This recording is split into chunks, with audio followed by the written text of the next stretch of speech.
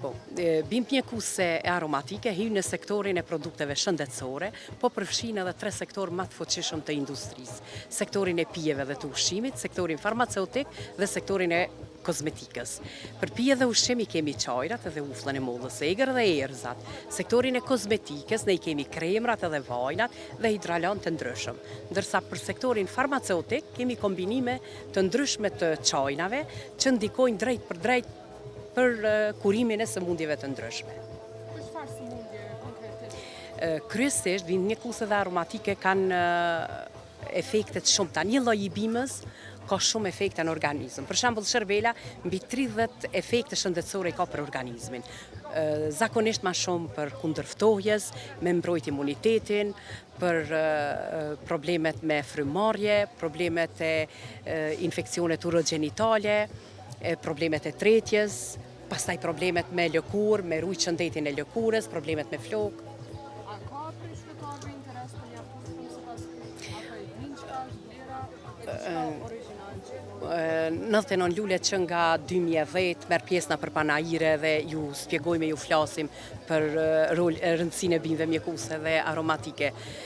Realisht ajo ku dojmë na me mri ende nuk kena arrit, do me thonë që tamon mi dit vlerat e tyne, 55 gradë të kontraktume, që punojnë edhe i bin produktet e ne, pastaj aty në fabrik, produktet ne i përpunojmë në sektor të ndryshëm.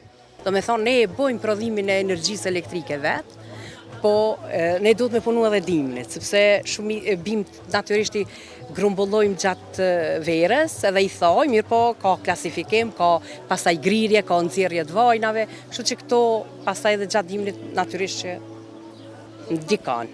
Çka do që të rritet, çmimi ku do që të rritet, vështirësohet jeta jonë, vështirësohet ekonomia, se kur të preket diçka që e kije bazike, natyrisht. Në qumshtin e dhis edhe vezë fshati. 25 vite. Ka interes, ka të interesum shumë, kena interesum sidomos për qumsht, djath, vezë, po edhe ka edhe për mesh këtë tellit, shkurt, se dikush thot këtë unë e ellit, ka të interesum, mirë, është deri tash të mirë, falënderim Zotin, e kena një numër të mirë, me punë, me vullnet, çdo sa vjen vetë. Po se çmimet janë kuptohet, tjerat çmimet e çdo produkti po rriten. Na ndoshta kur pak marmin na se vetëm të mos me rrit, po e rrisin të gjithë. Edhe po thonë çmimet e larta, kuptohet se edhe neve po na rriten ushqimi i kafshëve, se ditë dojnë sidomos drithrat, po ushqimi bari i gjatë dimrit, po këto misri e kuptohet krejt çka janë. Pina ne kanë rritë dhe na po do të me rritë çmimet.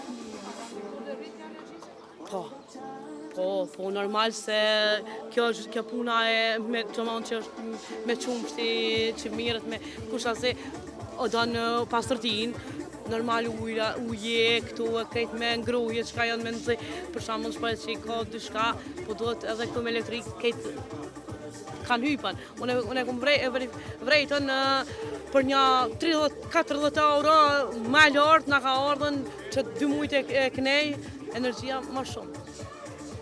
Qa me bëhet, tash me krejt edhe na, po do të mu pajtu me këta. Unë jam që mirëna me kultivimin e mjedrës dhe të lula bimë mjekuse edhe erzav.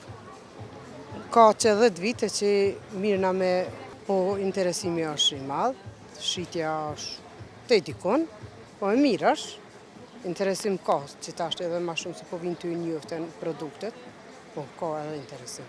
Po i rritja çmimeve dhe neve po na bën presion, se ta është që shku shumë çmimet e larta, po kena edhe na vështirësi.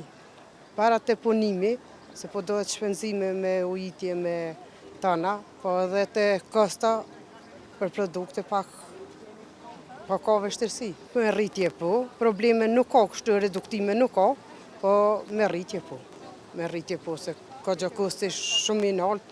Tash i kena frigoriferat që do të mirujt mjedrat, edhe erzat e këtë, fitimi gati po na shkan në rrymë.